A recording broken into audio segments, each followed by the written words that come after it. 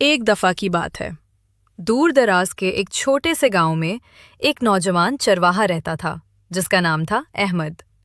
احمد کو بھیڑ بکریاں چرانے کا کام سونپا گیا تھا۔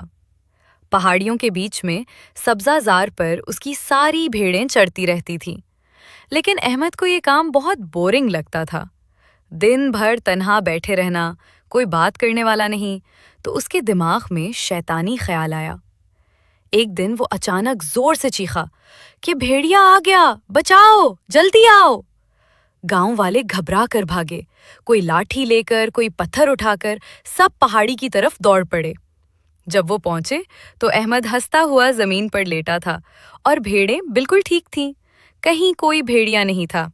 سب لوگ ناراض ہوئے اور احمد کو ڈانٹا کہ یہ کیا مذاق ہے۔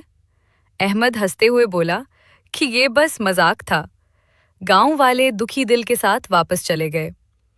کچھ دن بعد احمد نے پھر یہی حرکت کی۔ اس نے دوبارہ چیخ کر کہا کہ بہت بڑا بھیڑیا آ گیا ہے۔ پھر سے سب لوگ دوڑے مگر کچھ نہ نکلا۔ اس بار گاؤں والوں نے سختی سے کہا کہ اب ہم کبھی نہیں آئیں گے۔ احمد نے معافی مانگی مگر دل میں لوگوں کو بے وقوف سمجھا۔ پھر ایک بدنصیب دن آ گیا۔ غروب آفتاب کا وقت تھا اور آسمان سرخ ہو رہا تھا۔ احمد بانسری بجاتا ہوا اپنی بھیڑوں کو دیکھ رہا تھا۔ اچانک اس نے ایک اصلی بھوکے بھیڑیے کو دیکھا۔ بھیڑیا دانت نکالے اس کی طرف بڑھ رہا تھا۔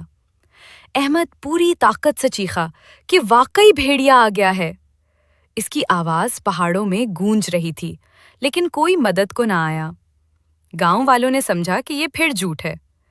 احمد روتا اور چیختا رہا۔ رات تک ساری بھیڑیں مار دی گئیں۔ احمد زمین پر بیٹھا ٹوٹا ہوا رو رہا تھا۔ اس دن کے بعد گاؤں میں ایک کہاوت مشہور ہو گئی، جو بار بار جھوٹ بولے اس پر سچ میں بھی کوئی یقین نہیں کرتا۔ یہ کہانی ہمیں سکھاتی ہے کہ جھوٹ اعتماد کو ختم کر دیتا ہے۔ سچ بولنا مشکل ہو سکتا ہے مگر وہی نجات کا راستہ ہے۔